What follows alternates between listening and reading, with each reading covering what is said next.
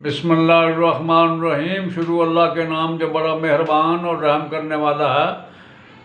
अस्सलाम वालेकुम। मैं असलम राय आपसे मुखातिब हूँ और गुजारिश है कि मेरे इस चैनल हैरत कदा को सब्सक्राइब करने के साथ साथ इसकी जो वीडियोज़ हैं उनको लाइक और शेयर भी करें।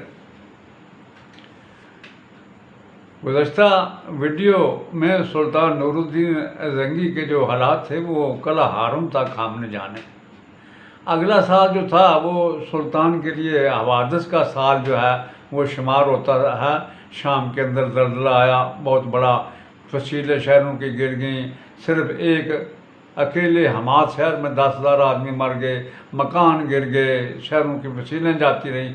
और सुल्तान ने इस दौरान अपने ऊपर नींद और आराम जो है हराम कर दिया था। एक बहुत बड़ा खजाना लेके निकलता था, शहर शहर कस्बे कस्बे गया, जिनके मकान गिरे थे हुकूमती खर्च पर उनके मकान बनाए और शहरों की फसीलें भी उसवार की।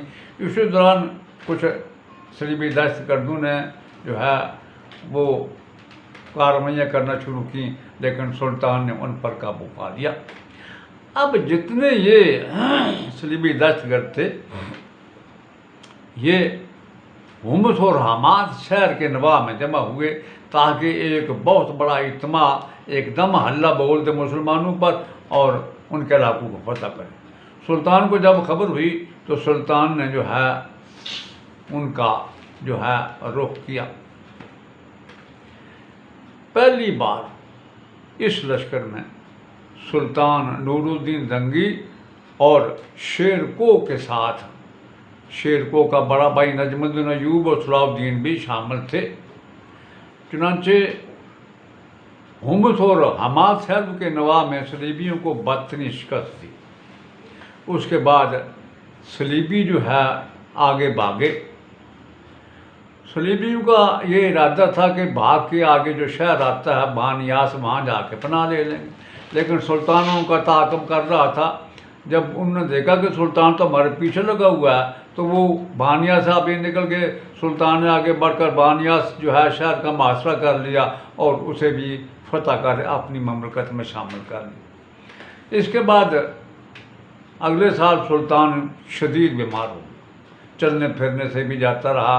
इस दौरान सुल्तान ने अपनी तरफ से अपने सारे अमूर की निगरानी के लिए अपने भाई नसरुद्दीन को मुकर्रर किया और जो है असदुद्दीन को जो है वो नायब मुकर्रर किया। साथ ही असदुद्दीन को दमश्क भेजा, क्योंकि दमश्क को सलीबी अमूमन अपना हद बनाते थे।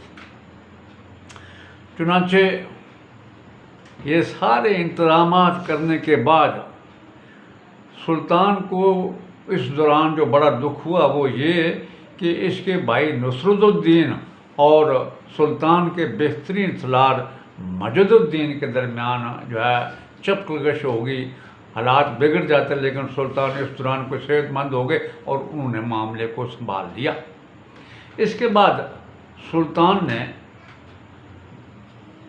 शेरको को कला शीदर पर हमलावर होने के लिए रवाना किया। ये कला सलीबियों का बड़ा मजबूत था।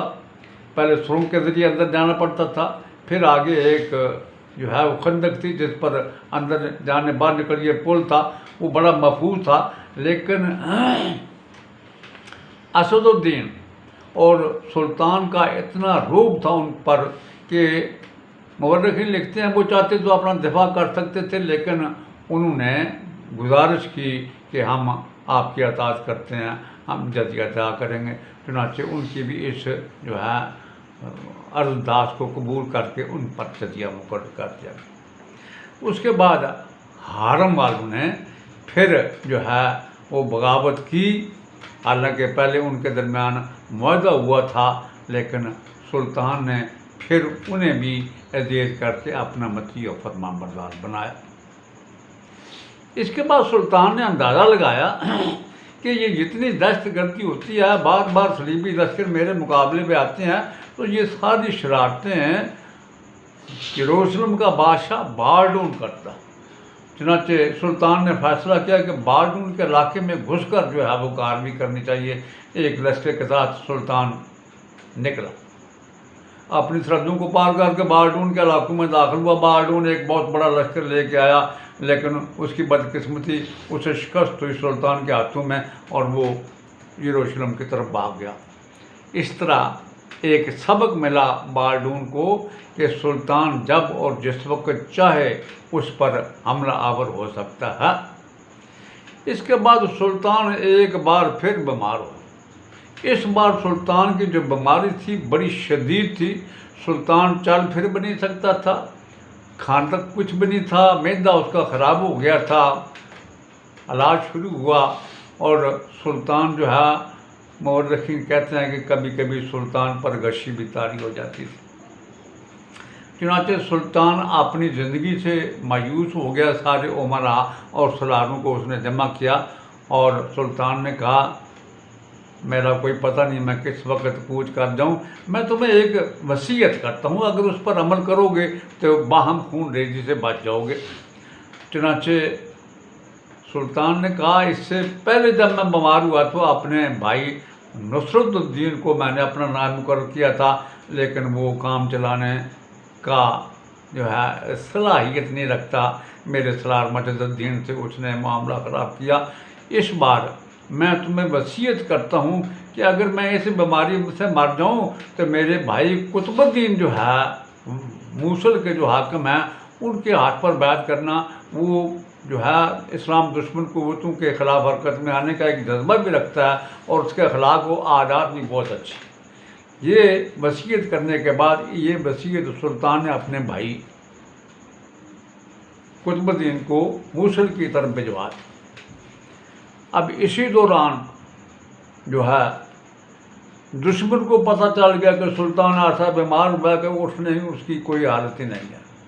चुनांचे कस्तंतुनिया का बादशाह और यरूशलेम का बादशाह इकट्ठे हुए ताकि इकट्ठे मिलकर सुल्तान के लश्कर पर हल्ला बोल दें। अब सुल्तान की खुशकिस्मती और उन दोनों की बदकिस्मती, इस वक्त तक सुल्तान जो है अपनी बीमारी से ठीक हो चुका था।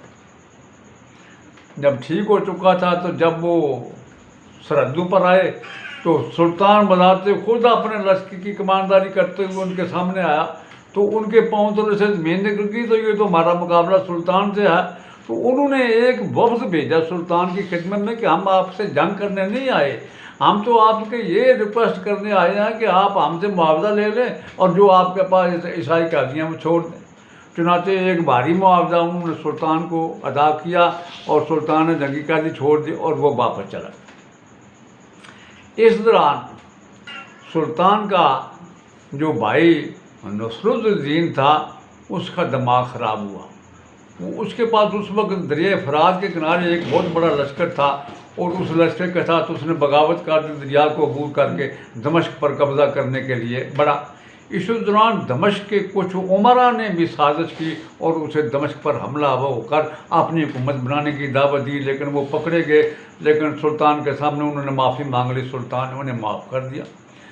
चुनांचे नुसरुद्दीन की राह रोकने के लिए सुल्तान ने असदुद्दीन शेरको को भेजा और जब नुसरुद्दीन को पता चला कि उसकी सरकूबी के लिए शेरको आ रहा है तो वो भाग गया। जिस रोज़ ये मुहिम ख़त्म करके असदुद्दीन वापस दमिश्क में आया, क्योंकि उस वक्त सुल्तान ने दमिश्क में काम कर रखा था, साथ ही मूसल से सुल्तान का भाई कुतुबुद्दीन वज़ीर जो है जमालुद्दीन भी पहुंच गए और सारे उमरा आए। सुल्तान के जो है बीमार पुरसी की जो है बड़ी खिदमत की कुतुबुद्दीन ने अपने भाई नूरुद्दीन की।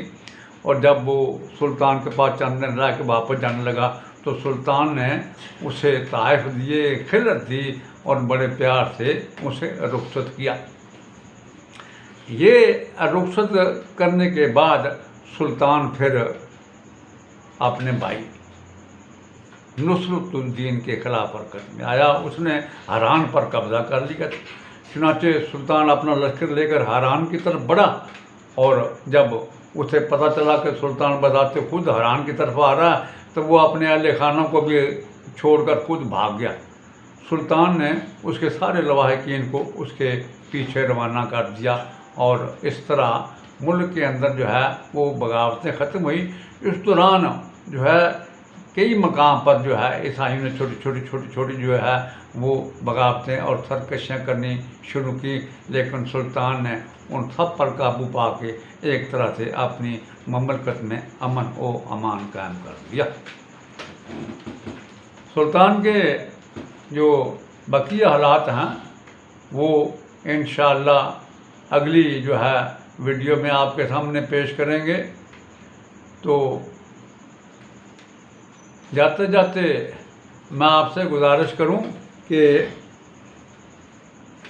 ये सुल्तान नूरुद्दीन ज़ंगी ही पे इसके हालात तफसील से पढ़ने के लिए ये मेरी किताब है, इस पर आप इसका मुताला कर सकते हैं। और मैं ये भी गुजारिश कर दूं कि सुल्तान के भाई नसरुद्दीन ने सुल्तान के जिस जनरल मजुद्दीन से झगड़ा किया था और सुल्तान ने अपने भाई के ख़िलाफ़ और अपने सलार मजुद्दीन की तरफदारी की थी, वो मजुद्दीन ही इस नावल का हीरो है। अल्लाह आपका हामी और नासर हो। अस्सलाम वालेकुम।